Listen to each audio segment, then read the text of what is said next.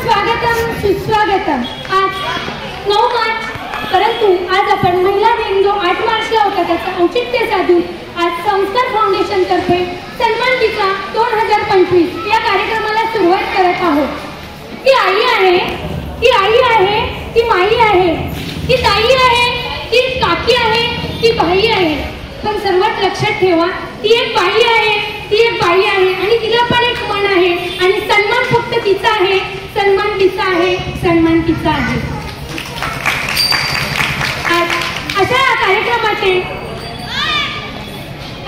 सुरुवात आपण दीप प्रज्वलनाने करणार आहोत। दीप प्रज्वलनासाठी बायका येथील नगरसेविका सौ सुरेखा लोखंडेताई, कोकण युवा संस्थेचे सर्व पदाधिकारी, तरुण भारतच्या पत्रकार सौ गायत्री मॅम आणि जे काही पदाधिकारी जे मान्यवर आहेत त्यांनी कृपया दीप प्रज्वलन करण्याकरिता मंडपामध्ये स्टेजवर यावे।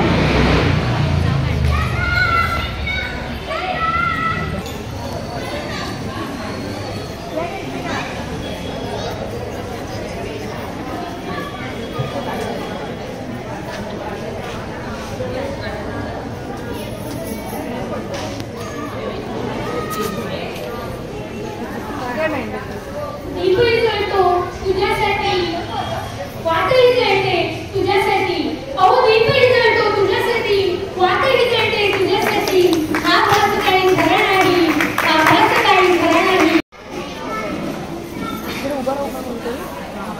अनुष्का तिथं उभी राहा ना,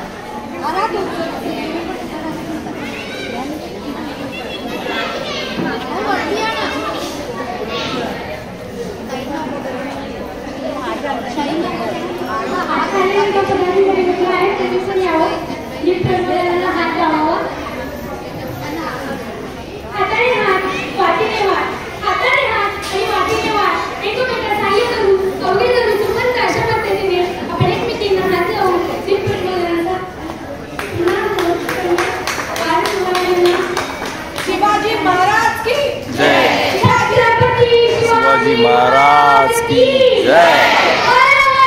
महादेव महादेव, जय शिवाजी, जय शिवाजी।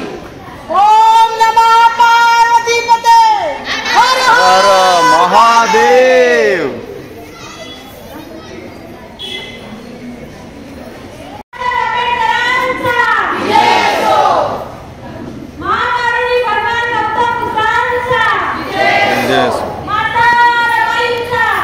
जय असो।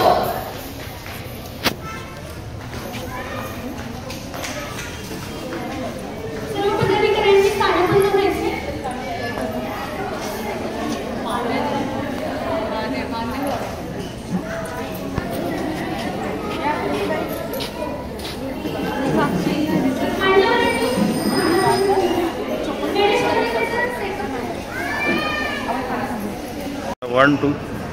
नमस्कार, मी गायत्री श्रीगोंदेकर।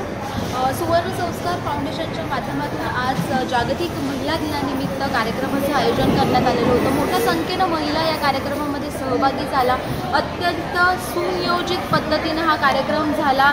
महिलांना त्यांच्या कार्यासाठी त्यांनी वेगवेगळ्या स्पर्धांमध्ये जो सहभाग नोंदवला होता त्याच्यासाठी त्यांना बक्षीस देऊन गौरवण्यात आलं। यासोबतच आरवी पाटील नावाच्या एका लहान मुलीला तिच्या स्केटिंगसाठी देखील गौरवण्यात आलं। सुवर्ण संस्कार फाउंडेशन अशा पद्धतीचे महिलांना प्रोत्साहन देणारे, त्यांचा उत्साह वाढवणारे आणि त्यांना यशाच्या शिखरावर पोहोचवण्यासाठी विविध उपक्रम राबवत असतं। त्याच उपक्रमाचा हा एक भाग होता। अतिशय सुंदर असा कार्यक्रम झालेला आहे। साक्षी सावंत जी या संस्थेची संस्थापिका आणि अध्यक्ष आहे, तिने अत्यंत कमी वेळेमध्ये या कार्यक्रमाचं अतिशय उत्तम पद्धतीने नियोजन केलं। सर्वांना सन्मान केलेला आहे। जागतिक महिला दिनाचं औचित्य साधून हा कार्यक्रम आयोजित करण्यात आलेला होता। साक्षीचे मी खूप आभार मानेल की या परिवाराचा भाग असताना देखील साक्षीनं मला मंचावर बसण्याची, मान्यवरांसोबत बसण्याची संधी दिली, त्यासाठी तिचे खूप खूप आभार। आणि सुवर्ण संस्कार फाउंडेशनच्या माध्यमातून भविष्यात देखील अशा पद्धतीचे उपक्रम राबवण्यासाठी तिला खूप खूप शुभेच्छा। धन्यवाद।